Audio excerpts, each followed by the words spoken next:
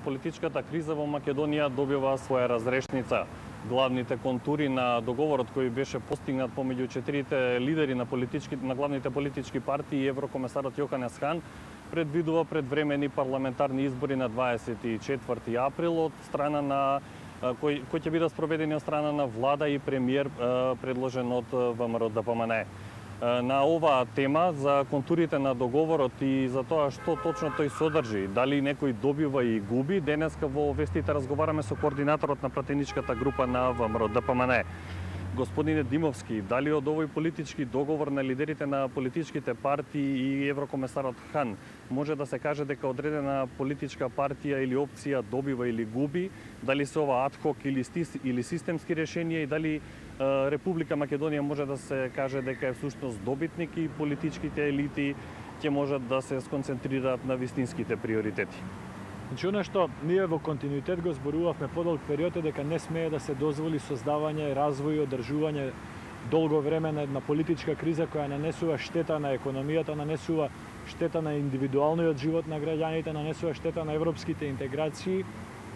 Практично со вчерашниот договор значише завршување на тој период. Целата напнатост и неизвестност која што ја чувствуваше и Република Македонија и секој нејзин граѓанин вчера заврши со овој договор. Затоа би рекол дека најголем добитник од овој договор е државата и најголем добитник се граѓаните на Република Македонија. На нас останува во следниот период да се занимаваме со прашања кои што се од директен интерес на граѓаните, да отвараме нови работни места, да градиме нови фабрики, да градиме патишта, да инвестираме во инфраструктура, да се подобрува стандардот на граѓаните. Тоа е она што го очекуваат граѓаните од нас. Би сакал да потенцирам дека прашањата кои што беа договорени вчера се однесуваат на следните избори, но се однесуваат и на сите следни парламентарни избори, односно ќе бидат дел од законодавството на Република Македонија. Ќе станат правило за секои следни избори. Дали на вчерашните преговори во резиденцијата на Европската комисија всушност се доби и одредена потврда на договорот од 2 јуни, односно за предвремени парламентарни избори во април? Дали постоја одредени обиди од страна на опозицијата тоа да се избегне со оглед на последните испитувања на јавното мислење кои покажуваат двојна предност на владеачката партија во однос на СДСМ? Видете, коментирањето на ставовите на СДСМ е тешка задача, заради тоа што тие ставови во минатите 10-15 дена па и подолг период се менуваат на дневна база. Значи, еден ден велеа дека важи договорот, друг ден дека не важи, еден ден дека преговараат, друг ден дека не преговараат, еден ден велеа дека сакаат избори, друг ден велеа дека ќе бараат начини да се избегнат договорите.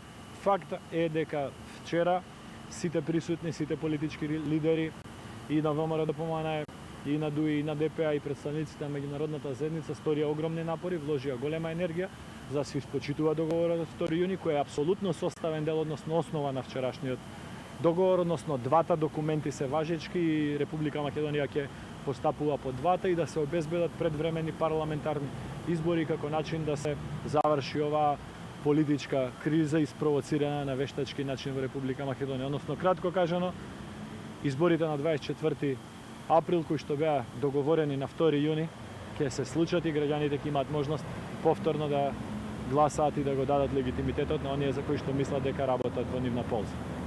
И уште едно кусо прашање, кои се конкретните политички чекори кои следуваат по разрешницата на политичката криза, вклучително и оние кои ќе се случат во собранието? Значи, собранието ќе има доста опсежна работа. Во секој случај ќе треба да го измени изборното законодавство, да ги внесе овие работи за кои што вчера беше постигнат договор.